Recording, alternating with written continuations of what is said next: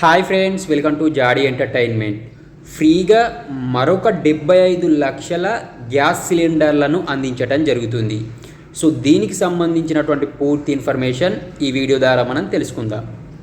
So మనకు కేంద్ర ప్రభుత్వం ఉజ్వాల యోజన పథకం ద్వారా ఫ్రీగా గ్యాస్ సిలిండర్లను అయితే అందించడం జరుగుతుంది. అయితే ఇప్పుడు ఉన్నటువంటి గ్యాస్ కనెక్షన్లే కాకుండా అదనంగా మరొక 75 లక్షల గ్యాస్ కనెక్షన్లను అందిస్తాము అని చెప్పేసి ప్రభుత్వం అయితే తెలపటం జరిగింది. సో కాబట్టి ఈ free gas connection, free gas కావాలి అనుకున్న వాళ్ళు ఎవరైనా ఉన్నట్లయితే మీరు మీ యొక్క గ్యాస్ ఏజెన్సీల దగ్గరికి వెళ్ళి ఉజ్వాల యోజన స్కీమ్కి అయితే అప్లికేషన్ పెట్టుకోండి. లేదు అనంటే మీరు ఆన్లైన్ ద్వారా కూడా అప్లికేషన్ పెట్టుకోవచ్చు. మీకు రిస్క్ ఎందుకు అనుకుంటే మీరు ఏజెన్సీ దగ్గరికి వెళ్ళి ఫ్రీగా ఉజ్వాల యోజన స్కీమ్కు అప్లికేషన్ చేసుకోండి. అప్లికేషన్ చేసుకున్నట్లయితే మీరు అర్హులైనట్లయితే ఖచ్చితంగా మీకు ఈ ఫ్రీ గ్యాస్ కనెక్షన్ రావటం జరుగుతుంది.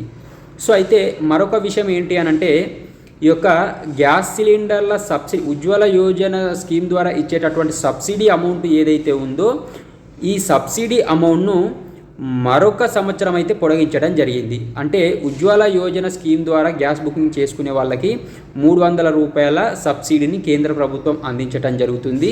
సో ఈ యొక్క సబ్సిడీని మరొక సంవత్సరం అయితే పొడిగించడం జరిగింది. దీనితో పాటుగా ఎల్పిజి గ్యాస్ సిలిండర్ రేట్ను కూడా 100 రూపాయలు తగ్గించడం జరిగింది. అంటే మనకు ప్రస్తుతానికి గ్యాస్ సిలిండర్ రేటు 955 రూపాయలు ఉండటం జరిగింది. ఇప్పుడు తగ్గించినటువంటి రేట్ను చూసుకున్నట్లయితే 855కి అయితే గ్యాస్ సిలిండర్ రావటం జరుగుతుంది. సో ఫ్రెండ్స్, ఈ వీడియో మీకు పూర్తిగా అర్థమైందని నేను ఎక్స్పెక్ట్ చేస్తున్నాను.